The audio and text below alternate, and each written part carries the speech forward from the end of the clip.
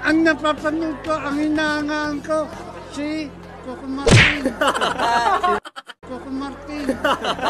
Pahiya ang inabot ni Ruru Madrid sa isang diehard fan ni Coco Martin. Sa clip na shinar ng ex-user na si @Altinday Badiday, makikitang buong siglang binigyan ni Ruru ang isang lalaking senior citizen ng 50 inches flat screen TV mula sa unang hirit. Kasama niya ang Black Rider co-star na si John Lucas. Makakanood ka na ng Black Rider, Tay. Nanonood ka raw palagi ng Black Rider, Tay. Hirit ni John sa senior citizen. Walang kaabog-abog namang sinabi ni tatay na mula pa noon, si Coco Martin lamang ang kanyang hinahangaan mula pa noon. Ang napapanood ko, ang hinahangaan ko, si Coco Martin, deklarasyon ni tatay, natawa na lamang sa tinura ng senior citizen sina Ruru at John. Si Coco ang bida sa karibal na serye ng Black Raider na Batang Quiapo, spell pahiya, rate ng isang netizen.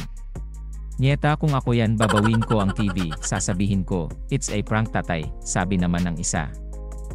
Haha, kasi naman pag senior asahan mo na yan, avid fan ng Batang Quiapo yan since probinsyano pa. Gaya ng erpat ko with action at giggle while watching. Comment ng isa pang netizen.